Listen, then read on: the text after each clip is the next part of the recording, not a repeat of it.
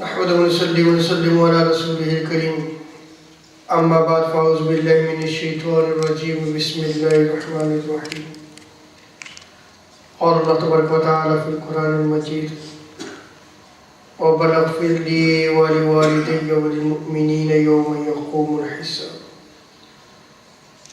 صدق الله مولانا العظيم مولاي صل وسلم دائما ابدا على حبيبك خير خلق كلهم. اللہ تبارک و تعالیٰ کا بے پایان لطف و کرم اور احسان عظیم ہے کہ جس نے ہمیں اس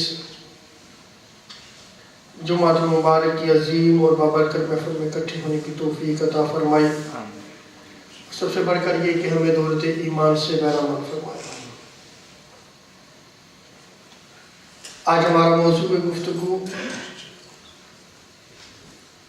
ایصال ثواب کی شرعی حیثیت.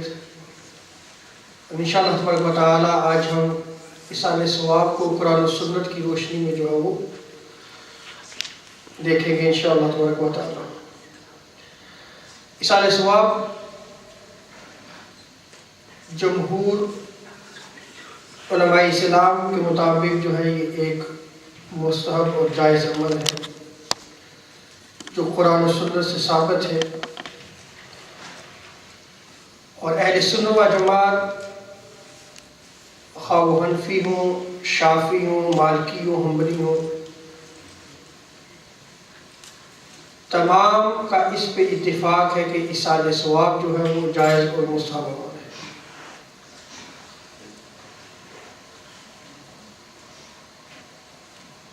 سب سے پہلے ہم ایصال ثواب کا معنی و مفہوم جاننے کی کوشش کریں گے. پھر اس کے بعد ہم یہ نقل کریں گے کہ علماء عقیدہ نے اس کے حوالے سے کیا لکھا ہے، پھر فقہاء نے کیا بیان کیا ہے، اور پھر محدثین کا عقیدہ اس حوالے سے کیا تھا، اور اس کے بعد جو ہم احادیث کو نقل کریں گے.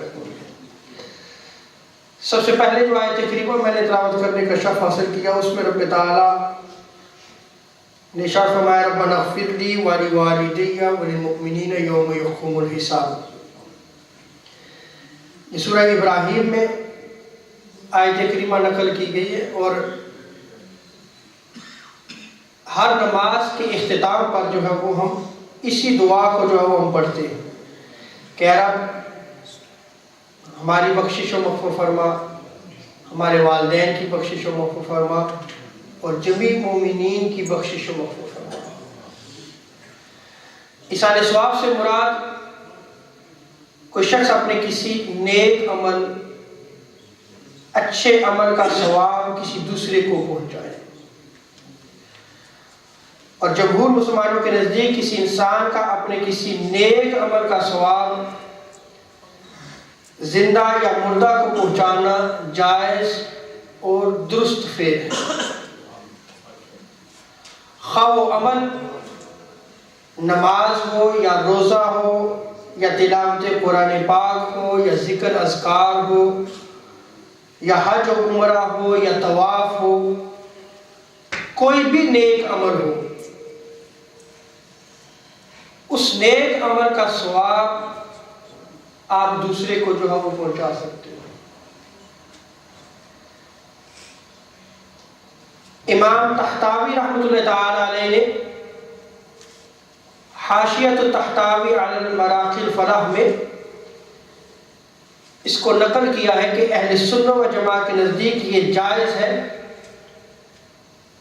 کہ کوئی انسان اپنے عمل کا ثواب جو اس نے کوئی نیک کام کیا ہے اور اس سے جو اس کو ثواب میسر آ رہا ہے، اس ثواب کو کسی غیر کو پہنچائے. خواہ وہ عمل نماز ہو یا روزہ ہو یا حج ہو یا زکوٰۃ ہو یا صدقہ و خیرات ہو، خواہ تلاوت قرآن مجید ہو، کوئی بھی نیک عمل ہو، اور ان اعمال کا ثواب میت کو پہنچتا ہے اور اسے فائدہ بھی دیتا ہے، اسے فائدہ بھی دیتا ہے. اب علماء عقائد جو ہے وہ کیا بیان کرتے ہیں؟ سب سے پہلے ہم امام ابو الحسن الاشعری رحمۃ اللہ تعالی علیہ کو نقل کرتے ہیں. آپ فرماتے ہیں وَنَرَى الصَّدْقَةَ عَلَى مَوْتِ الْمُسْلِمِينَ وَالدُّعَاءِ لَهُمْ وَنُؤْمِنُ بِأَنَّ اللَّهَ يَنْفَعُهُمْ بِذَلِكَ. آپ فرماتے ہیں کہ ہماری رائے یہ ہے کہ مسلمان مردوں کے لیے جو اس دنیا سے چلے گئے ہیں ان کے ایصال ثواب کے لیے جو صدقہ کیا جاتا ہے اور یہ جو دعا کی جاتی ہے یہ جائز ہے. اور ہم اس پر ایمان رکھتے ہیں کہ اللہ تعالیٰ ان اعمال صالحہ، ان نیک اعمال کے بدلے جو ہے وہ انہیں نفع دے گا، انہیں فائدہ دے گا. امام طحاوی العقیدۃ الطحاویہ میں نقل کرتے ہیں وفی دعاء الاحیاء وصدقاتہم منفعۃ للاموات، کہ جو لوگ اس دنیا سے چلے جاتے ہیں ان کے لیے زندہ لوگوں کی دعائیں اور صدقہ کرنا جو ہے وہ نفع دیتا ہے. یہ عقیدہ طحاویہ میں اس کو نقل کیا ہے. اسی طرح امام نصفی، آپ بھی عقیدے کے بہت بڑے امام ہیں اور یہ شرح عقائد میں جو ہے وہ ان کے اس قول کو نقل کیا گیا ہے.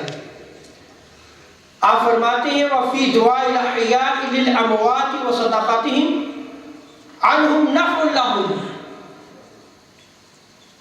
کہ جو لوگ اس دنیا سے چلے گئے ہیں ان کے لیے زندہ لوگوں کی دعائیں اور ان کے صدقات و خیرات مردوں کو نفع دیتے ہیں، مردوں کو فائدہ پہنچاتے ہیں. عقائد کے ایک اور بہت بڑے امام سعد الدین تفتزانی آپ نقل کرتے ہیں وفی دعاء الاحیاء للاموات وصدقتهم اے صدقۃ الاحیاء عنہم اے عن الاموات نفع لهم، کہ جو لوگ اس دنیا سے چلے جاتے ہیں اور ان کے لیے جو زندہ لوگ ہوتے ہیں ان کے لیے دعائیں کرتے ہیں یا ان کے لیے جو ہے وہ جو صدقات کرتے ہیں، نیکی کے اعمال کرتے ہیں، تو آپ فرماتے ہیں کہ اس سے ان کو جو ہے وہ نفع پہنچتا ہے، اس سے ان کو فائدہ پہنچتا ہے.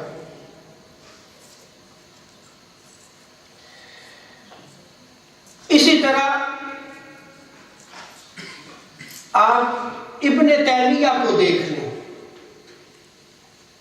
یعنی آج جو ہے وہ بعض لوگ اس کا انکار کرتے ہیں اور کلیتاً انکار کرتے ہیں، اور جو انکار کرتے ہیں ان کے بہت بڑے امام ہیں.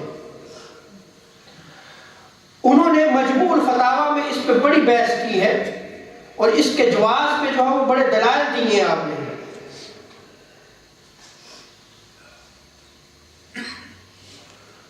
اور اس پہ صرف میں ان کا ایک حوالہ دے کے امام شامی کا قول نقل کر کے جو ہے وہ پھر احادیث کی طرف آتا ہوں، تاکہ یہ بات جو ہے وہ پایہ ثبوت تک پہنچ سکے کہ جو اہل سنت و جماعت کا نظریہ اور عقیدہ ہے ایصال ثواب کے حوالے سے، یہ قرآن و سنت سے بھی ثابت ہے، فقہا نے اس کو بیان بھی کیا ہے. یہاں تک کہ جو عقائد کے امام ہیں انہوں نے اپنی عقائد کی کتب میں بھی اس کو بیان کیا ہے کہ اگر کوئی شخص جو ہے کوئی نیک عمل کرتا ہے، صدقہ خیرات کرتا ہے، تو اس کا ثواب جو ہے جو اس دنیا سے چلے گئے ہیں اگر ان کو پہنچاتا ہے تو اس کا ثواب ان کو پہنچتا بھی ہے اور ان کو نفع بھی دیتا ہے. اور پھر محدثین جو ہے وہ اس کے حوالے سے کیا عقیدہ رکھتے تھے، ابھی جب ہم احادیث پہ جب آئیں گے تو اس کو میں انشاءاللہ تبارک و تعالیٰ جو ہے وہ نقل کروں گا. ابن تیمیہ مجموع الفتاویٰ میں قرآن و سنت کی نصوص قطعیہ یعنی قرآن مجید کی آیات بینات سے گناہوں کی بخشش کے 10 اسباب جو ہے وہ بیان کرتے ہیں. گناہوں کی بخشش کے 10 اسباب بیان کرتے ہیں، اور انہوں نے جو 4th اور 5th نمبر ہے، یعنی چوتھا اور پانچواں سبب ایصال ثواب کو قرار دیا ہے۔ تو بہت لمبی بحث ہے، اس میں سے جو چوتھا اور پانچواں ہے انہوں نے ایصال ثواب کو جو ہے وہ سبب قرار دیا ہے۔ السبب الرابع الدافع للعقاب دعاء المؤمنین للمؤمن مثل صلاتهم على جنازته۔ آپ لکھتے ہیں کہ گناہوں کی بخشش کا چوتھا سبب اور عذاب سے بچانے والی مومن بندوں کی دوسرے مومن بندوں کی بخشش کی جانے والی جو دعائیں ہیں، یہ جو ہے وہ ان کے لیے عذاب میں جو ہے وہ کمی کرتی ہیں، ان کو نفع دیتی ہیں، ان کو فائدہ پہنچاتی ہیں۔ آگے مثال کیا دیتے ہیں کہ جیسے جنازہ پڑھنے والوں کی دعا۔ اب جنازہ میں صرف دعا ہی ہے نا، وہ اس دنیا سے چلے جاتے ہیں، لیکن ان کے لیے جو دعا کی جاتی ہے، اب ہر مسلمان نماز جنازہ پڑھتا ہے اور یہ دعا کرتا ہے، ان کو نفع دیتا ہے، تو اسی لیے نماز جنازہ پڑھتے ہیں، اور یہ ساری دعا ہے نماز جنازہ۔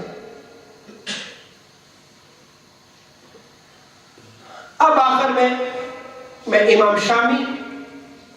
امام ابن عابدین شامی نے رد المختار میں جو قول نقل کیا ہے اس کو نقل کرتا ہوں۔ آپ فرماتے ہیں کہ ایصال ثواب پر اہل سنت و جماعت کا موقف، اہل سنت و جماعت میں نے پہلے بیان کیا، خواہ وہ حنفی ہوں، شافعی ہوں، مالکی ہوں، حنبلی ہوں۔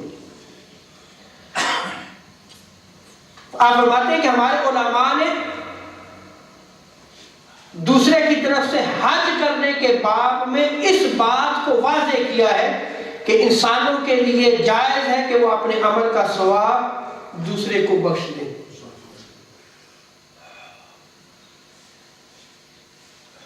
اور آگے آپ فرماتے ہیں خواہ وہ عمل نماز ہو، روزہ ہو، حج ہو، صدقہ ہو، اسی طرح ہدایہ میں لکھا گیا ہے۔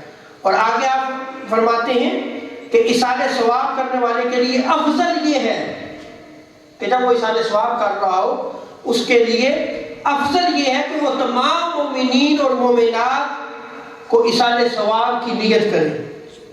جب وہ ایصال ثواب کر رہا ہے تو تمام مومنین اور مومنات کی نیت کرے، اس طرح سب کو ثواب پہنچ جائے گا، اور ایصال کرنے والے کے ثواب میں، یعنی ثواب پہنچانے والے کے ثواب میں کچھ کمی نہیں ہوگی، اور یہی اہل سنت و جماعت کا موقف ہے۔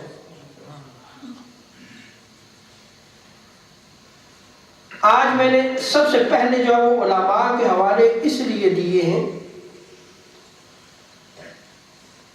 کہ یہ بات پائے ثبوت کو پہنچے کہ آقا علیہ الصلوۃ والسلام تک پہنچنے کے لیے یہی علماء ذریعہ ہے۔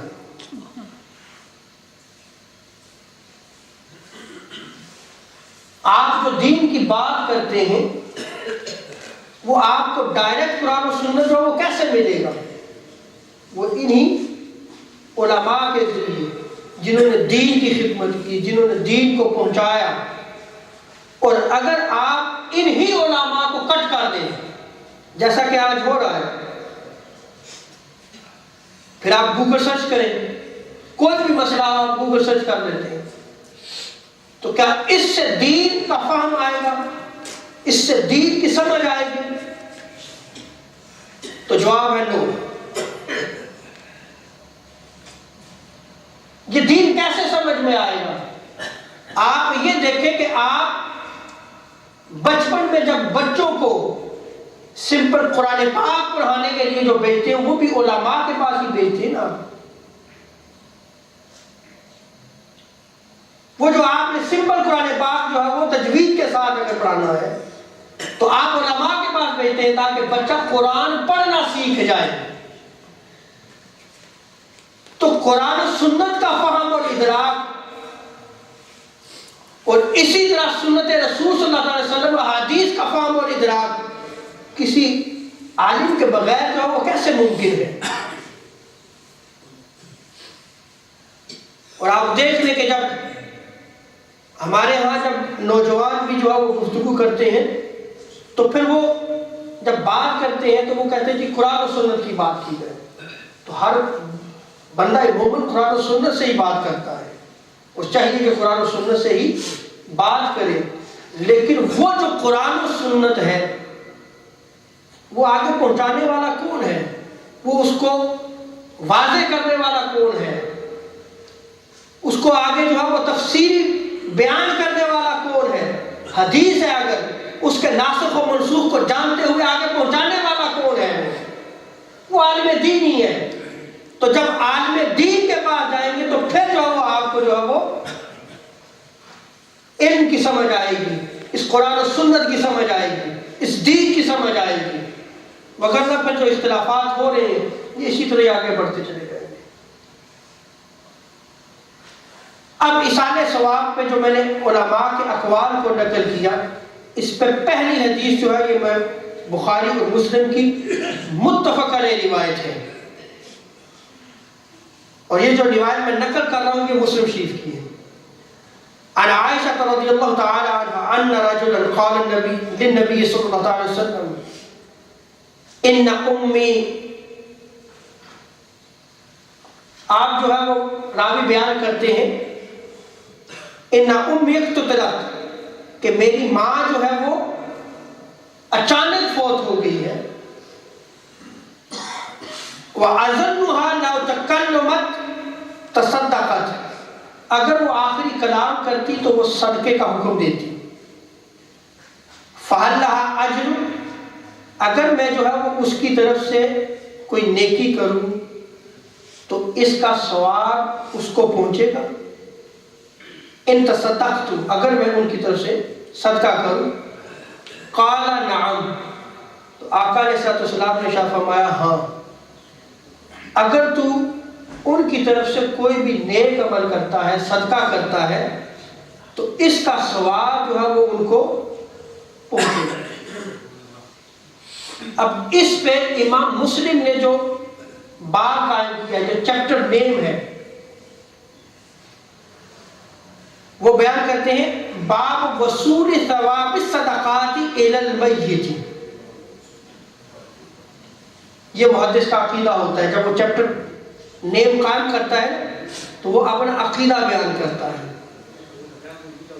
اور انہوں نے کیا چیپٹر نام قائم کیا ہے کہ اگر کوئی جو ہے وہ صدقات و خیرات کرتا ہے، اس کا ثواب جو ہے جو اس دنیا سے چلے گئے ہیں ان کو پہنچاتا ہے. یہ چیپٹر نام قائم کیا ہے، اور پھر اس کے تحت یہ حدیث مبارکہ لے کے آئے. گویا امام مسلم کے نزدیک بھی ایصال ثواب جو ہے وہ ایک جائز عمل ہے، اور اس پہ باقاعدہ انہوں نے باب قائم کیا. دوسری روایت یہ جامع ترمذی میں اس کو نقل کیا گیا، اور امام ترمذی بہت بڑے جو ہے وہ محدث ہیں، اور سیدنا حضرت عبداللہ ابن عباس رضی اللہ تعالی عنہما اس روایت کو نقل کرتے ہیں.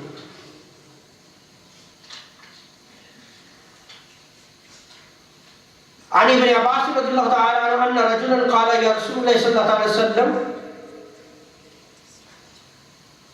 ان امی توفیت افینفعها، کہ یا رسول اللہ میری ماں فوت ہو گئی ہے اور میں اگر ان کی طرف سے ان تصدقت، اگر کوئی میں صدقہ خیرات کرتا ہوں تو کیا اس کا ثواب یا نفع یا فائدہ ان کو پہنچے گا؟ قال نعم، آقا علیہ السلام نے فرمایا ہاں انہیں یہ فائدہ پہنچے گا. راوی بیان کرتے ہیں کہ ان کے پاس جو ہے وہ ایک بہت بڑا باغ تھا، وہیں اسی مجلس میں بیٹھے ہوئے انہوں نے عرض کی یا رسول اللہ میں آپ کو گواہ بناتا ہوں، یہ میرا باغ ہے، یہ میں سارے کا سارا جو ہے وہ میں صدقہ کرتا ہوں، سارے کا سارا صدقہ کرتا ہوں. اس پہ امام ترمذی جو ہے وہ کیا لکھتے ہیں آپ فرماتے ہیں یقول اہل العلم یقولون لیس شیء یصل الی المیت الا الصدقۃ والدعاء. امام ترمذی فرماتے ہیں کہ علماء کا یہی قول ہے کہ میت کو صرف صدقہ اور دعا پہنچتی ہے. اگر کوئی صدقہ کیا جاتا ہے یا کسی کے لیے دعا کی جاتی ہے تو یہ انہیں نفع دیتا ہے، جو اس دنیا سے چلے گئے ہیں یہ انہیں فائدہ دیتا ہے. اس کو کس نے نقل کیا؟ امام ترمذی نے. اور امام ترمذی نے علماء کے قول کو نقل کیا ہے.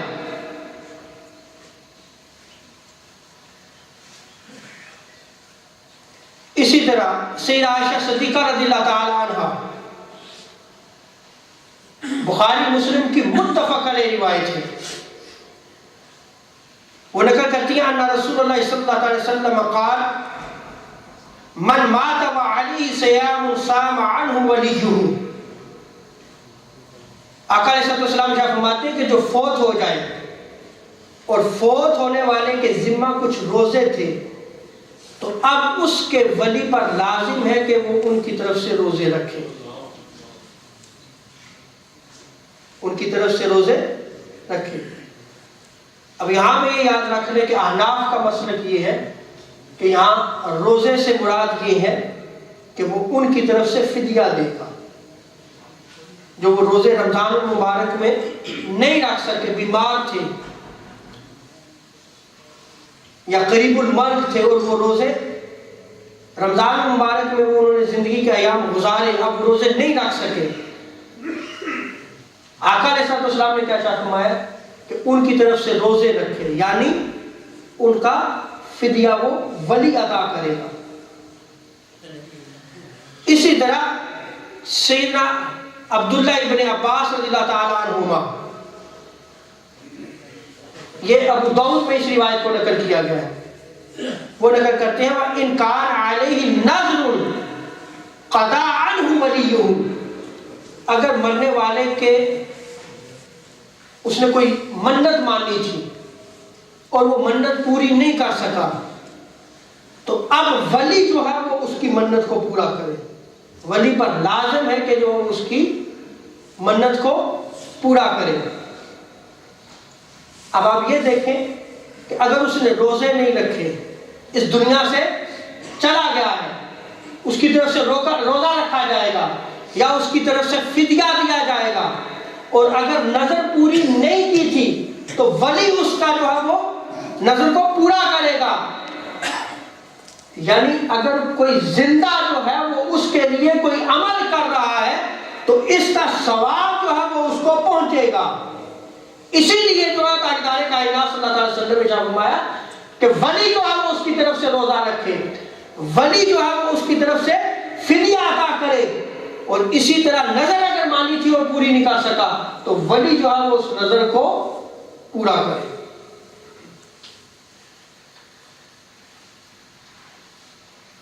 اسی طرح حضرت سعد بن عبادہ رضی اللہ تعالی عنہ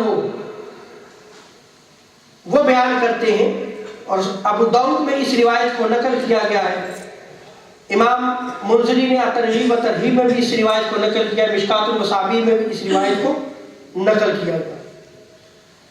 انہو قال یا رسول اللہ صلی اللہ علیہ وسلم ان ام سعد ماتت فأي صدقة افضل قال الماء.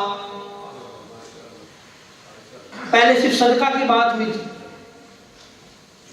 ام سعد کی جو ہے وہ والدہ فوت ہوئی، ان کا انتقال ہوا تو وہ بارگاہ مصطفیٰ میں حاضر ہوئے، آ کے عرض کی یا رسول اللہ میں اگر اپنی والدہ کی طرف سے صدقہ کروں تو کون سا صدقہ سب سے افضل ہے؟ فرمایا پانی. قال فحفر بئرا وقال هذه لأم سعد. تو انہوں نے ایک کنواں کھدوایا اور اس کنویں کا نام کیا رکھا گیا؟ بئر ام سعد، سعد کی ماں کا کنواں. اب یہاں پر ایک مسئلہ جو ہے وہ اس کو بھی بیان کر دوں کہ یہ 11ویں شریف کی جاتی ہے، اصل ایصال ثواب ہے۔ اصل کیا ہے؟ ایصال ثواب ہے۔ کہا جاتا ہے جی آپ 11ویں شریف کیوں نام رکھتے ہیں 11ویں شریف؟ اور اگر 11ویں شریف کا کہہ دیا جائے تو کہتے ہیں ہم یہ حرام ہو گیا، آپ نے غیر اللہ کا نام لے لیا۔ یہی کہتے ہیں نا۔ اب وہ پانی جو ہے وہ جو کنواں کھدوایا گیا تھا، وہ جو افضل صدقہ تھا، وہ صحابی نے جو کنواں کھدوایا وہ پانی کا تھا نا، کون پیتا تھا؟ سب پیتے تھے، صحابہ بھی پیتے تھے، مومنین بھی پیتے تھے، مومنات بھی پیتی تھی، اور جانور بھی پیتے تھے۔ اب اس کنویں کا نام کیا رکھا گیا تھا؟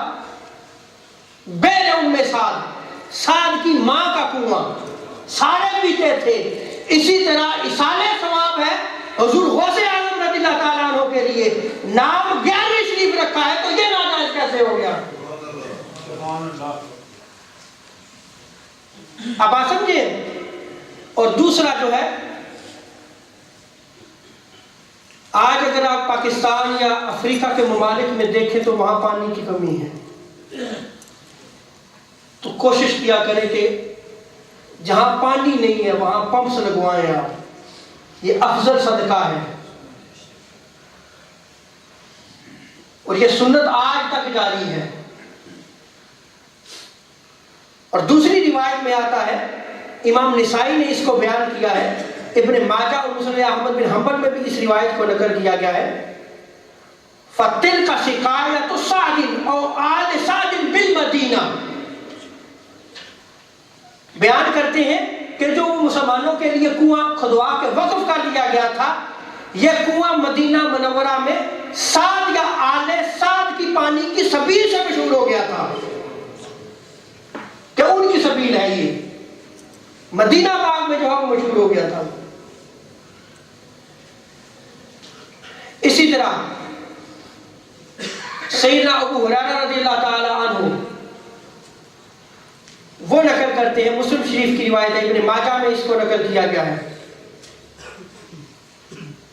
ایک شخص بارگاہ مصطفیٰ صلی اللہ علیہ وسلم میں حاضر ہوا، اس نے عرض کی ان ابی مات، میرا والد جو ہے وہ فوت ہو گیا ہے، وَتَرَكَ مَالًا وَلَمْ يُوصِ، اس نے مال چھوڑا ہے لیکن وصیت نہیں کی، فَهَلْ يُكَفِّرُ عَنْهُ أَنْ أَتَصَدَّقُ عَنْهُ، کہ اگر میں ان کی طرف سے کوئی صدقہ کروں تو کیا یہ ان کے گناہوں کا کفارہ بن جائے گا؟ قال نعم، آقا علیہ السلام نے فرمایا ہاں، تم ان کی طرف سے صدقہ کرو، یہ ان کے لیے ان کے گناہوں کا کفارہ بن جائے گا۔ اسی طرح حضرت عطا بیان کرتے ہیں کہ حضرت زید بن اسلم سے روایت ہے کہ ایک آدمی تاجدار کائنات صلی اللہ علیہ وسلم کی بارگاہ میں حاضر ہوا اور عرض کی یا رسول اللہ میرا والد فوت ہو گیا ہے اور میں اگر جو ہے وہ ان کی طرف سے اگر غلام آزاد کروں، اس دور میں جو ہے وہ انسانوں کو غلام بنایا جاتا تھا، یہ اسلام ہے کہ جس نے انسانوں کو آزاد کیا۔ اب دیکھیں کہ غلام بنایا جاتا تھا نا، ایصال ثواب کی ایک یہ صورت بھی اس دور میں جو ہے وہ مشہور و معروف تھی کہ غلام کو آزاد کر دیا جائے۔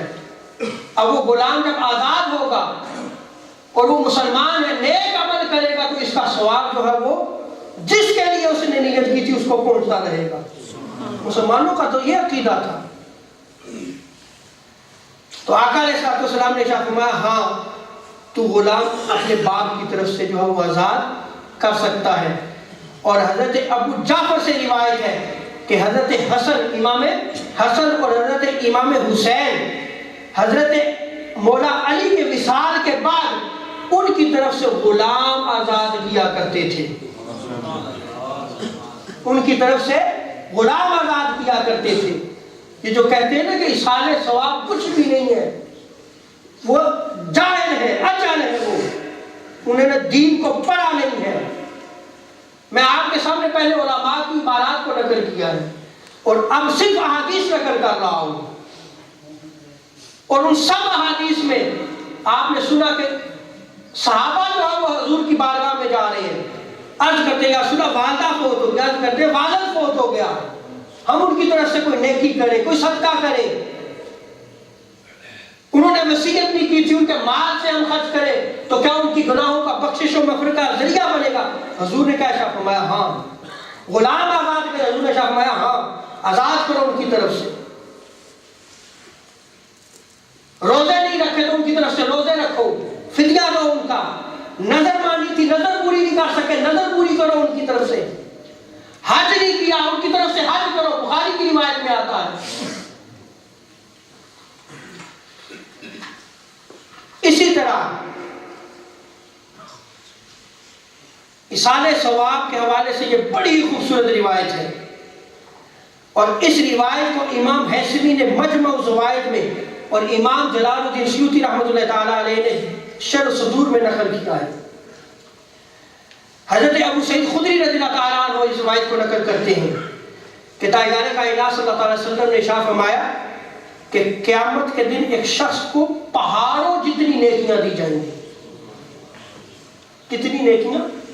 پہاڑوں جتنی نیکیاں اس شخص کو دی جائیں گی۔ جب اسے ملے گی تو وہ حیران ہوگا اور وہ پوچھے گا یہ کہاں سے آئی ہیں اتنی نیکیاں؟ میں تو نہیں کر سکا تھا اتنی نیکیاں پہاڑوں جتنی۔ تو آقا علیہ الصلوۃ والسلام ارشاد فرماتے ہیں کہ اسے بتایا جائے گا فَيُقَالُ بِإِسْتِغْفَارِ وَلَدِكَ لَكَ، یہ تیری اولاد تھی جو تیرے لیے استغفار کرتی رہی۔ یہ جو پہاڑوں جتنی نیکیاں تمہیں دی جا رہی ہیں، یہ وہ اولاد ہے جو تمہارے لیے دعائیں مغفرت کرتی رہی۔ اب میرا سوال یہ ہے، مرنا ہر شخص نے ہے، جو ہمارا سب سے بڑا اثاثہ ہماری اولاد ہے، کیا ہم نے ان کی یہ تربیت کی ہے کہ ہمارے مرنے کے بعد وہ ہمارے لیے دعا کریں؟ کیا ہم نے ان کو یہ دین سکھایا ہے کہ ہم اس دنیا سے چلے جائیں تو جب وہ دعائیں مانگے تو ہمارے لیے بھی دعائیں مانگے؟ وہ پہاڑوں جتنی نیکیاں روز قیامت جو میسر آئیں گی صرف اولاد کی دعا سے میسر آئے گی۔ اور آج آپ دیکھ لیں کہ وہی اولاد جو ہے وہ ایصال ثواب کی، بزرگوں کی ایصال ثواب کی مجلس ہو، آپ دیکھتے ہیں وہ بیٹھتے ہیں یا نہیں بیٹھتے؟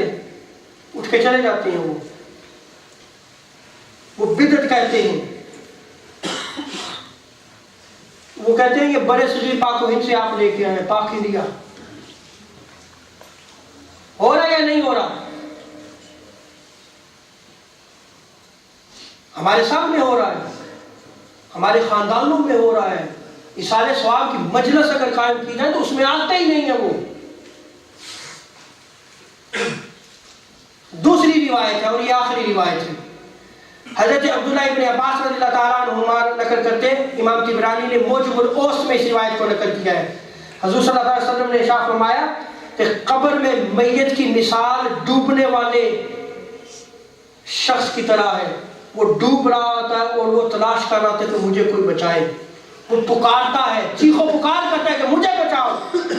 آقا علیہ السلام شاہ فرماتے ہیں کہ جو اس دنیا سے چلا گیا ہے وہ اپنے ماں باپ اگر حیات ہیں، بھائی یا کسی دوست کی دعا کا منتظر ہوتا ہے، وہ انتظار کرتا رہتا ہے کہ کوئی میرے لیے جو ہے وہ دعا کرے۔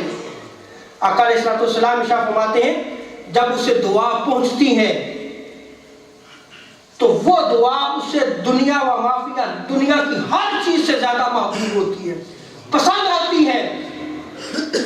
اور آقا علیہ الصلوۃ والسلام آگے ارشاد فرماتے ہیں کہ بے شک اہل دنیا کی دعا سے اللہ تعالیٰ اہل قبور کو پہاڑوں کے برابر جو ہے وہ اجر و ثواب عطا فرماتا ہے، پہاڑوں کے برابر اجر و ثواب عطا فرماتا ہے۔